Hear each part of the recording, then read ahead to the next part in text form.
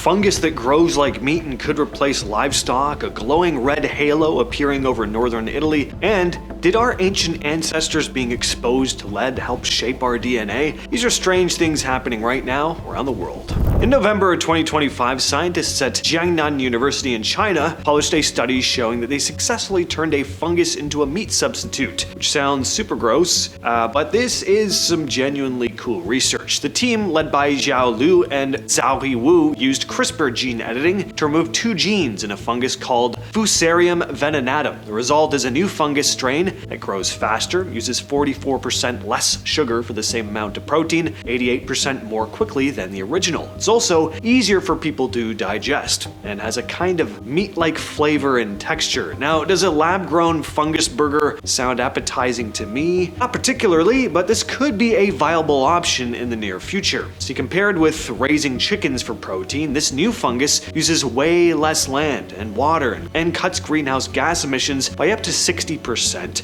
Animal farming, even with chickens, uses a lot of land, water, and feeds. So scientists argue we need alternatives to animal products that are going to be better on the planet. In late 2025, researchers at the University of Missouri announced they discovered a brand new genetic disorder. The condition was first spotted in 2 siblings who had the same strange symptoms. Their muscles kept getting weaker, their coordination was off, and their feet started to deform over time. Doctors had no idea what was causing this, but when scientists studied the family's DNA, they found a mutation in a single protein called NAMPT, which stands for this.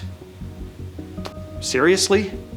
Anyway, what matters is what this protein does. It's basically the power switch inside your cells. It helps your cells make energy. And your motor neurons, the nerves that control movement, rely on that energy more than almost anything else in the body. So when this protein doesn't work right, those nerve cells slowly burn out because they're constantly running low on energy. And when the nerves weaken, the muscles attached to them start to weaken as well. That's why the kids were losing strength. Their neurons were starving even though the rest of their body seemed fine. The scientists even tested the mutation in lab-grown nerve cells and saw the same thing. The cells struggled to produce energy and eventually started breaking down. This confirmed was a new disorder, now called MENA syndrome. Till now, nobody had any idea this mutation existed.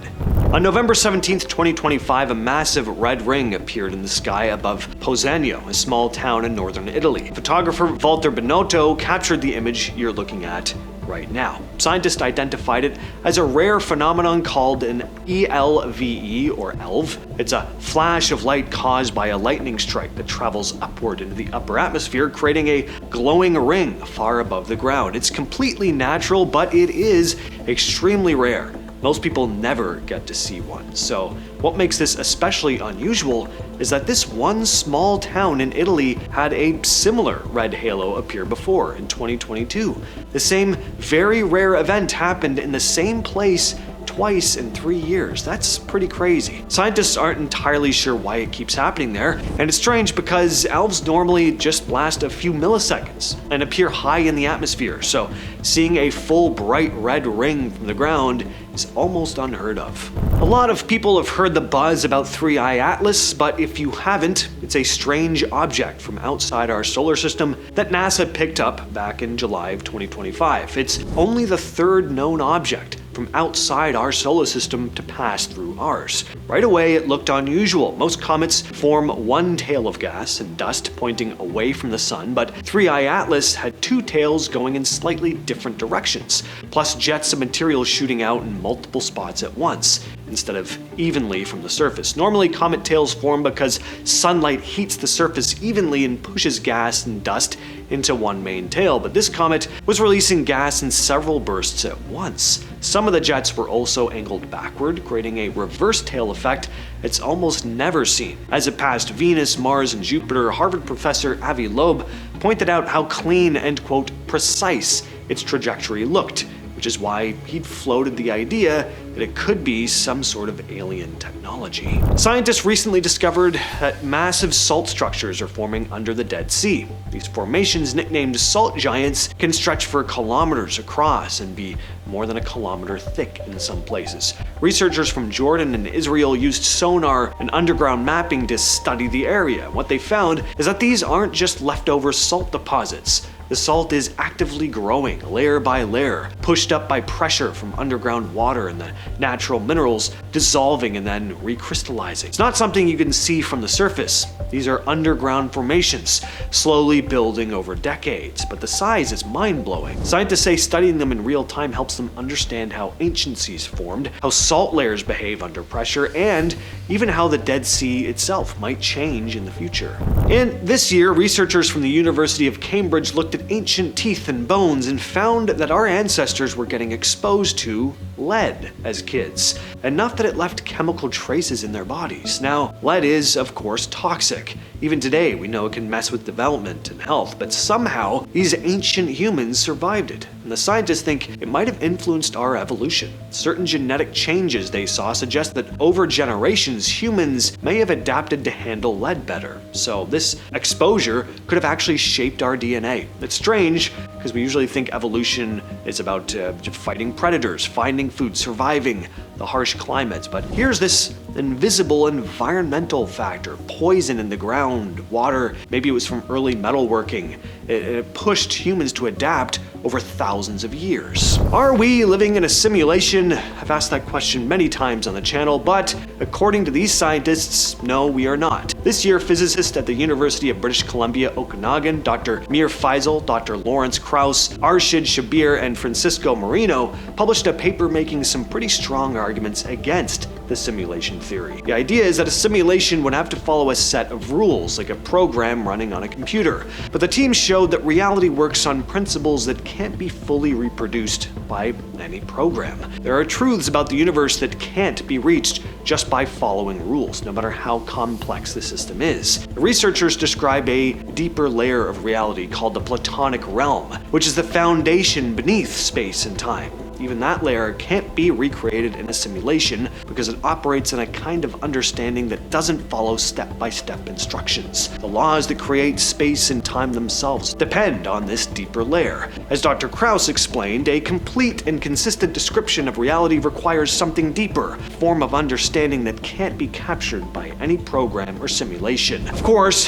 I'm trying to sum all this research up into a small blurb in a top 10 video, but according to these scientists, no machine, no matter how advanced, could ever recreate the full universe. Reality itself is too deep, too complex, and works in ways that go beyond any set of rules a computer could follow. In 2025, a team of scientists led by Lu Li, a physicist at the University of Michigan, made a really weird discovery about a material called ytterbium boride, or YBB12. Normally, this is an insulator. It shouldn't let electricity flow at all, but under super strong magnetic fields, about 35 times stronger than an MRI, the material started acting like a metal. Here's what was happening. Inside the material, electrons were oscillating like tiny springs in response to the magnetic field. This normally only happens in metals, where electrons move around freely. Lee's team found that the effect wasn't just happening on the surface, it was coming from the bulk of the material deep inside. That's a huge deal, because it means the whole insulator was behaving like a conductor. According to Lee, quote, "I would love to claim that there's a great application, but my work keeps pushing that dream further away. But what we found is still really bizarre and exciting. Basically, they don't know what's causing it, but they're clearly observing it. The experiments involved over a dozen scientists from the US and Japan, all using the world's most powerful magnets at the National Magnetic Field Laboratory." In northern Saudi Arabia, archaeologists found some insane ancient rock art showing how humans survived in the desert over 12,000 years ago. An international team working with the Saudi Ministry of Culture found more than 60 panels with 176 engravings across 3 sites. The carvings show animals like camels, gazelles, ibex, and aurochs. A lot of them are life-size, some over 10 feet long and over 6.5 feet tall. They were made between 12,800 and 11,400 years ago, during a time when temporary lakes and rivers had returned after a long dry spell, which explains how humans were able to live out in the desert. And these panels aren't hidden away in caves, they're carved into huge cliff faces, some up to 128 feet high. Dr. Maria Guagnon from the Max Planck Institute said, "These large engravings are not just rock art. They were probably statements of presence, access, and cultural identity." End quote. Scientists at EPFL, a big research school in Switzerland whose full name I can't even attempt to pronounce, discovered that some bacteria have tiny holes called nanopores that act a little like a brain. Normally, these holes let tiny charged particles called ions pass in and out of cells. In humans, pores like this help fight off germs, and in bacteria,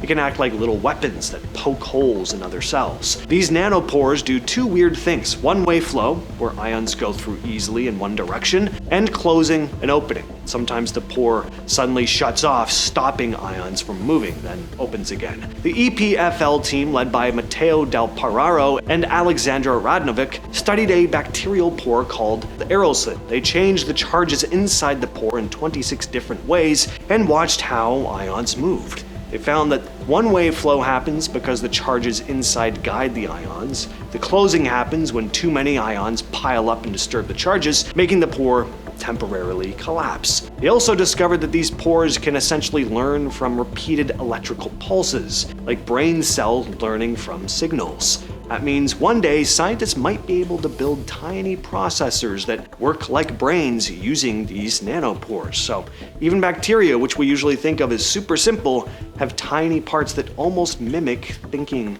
or memory. That's been the video for today. I'll catch you, yes you specifically, in the next one.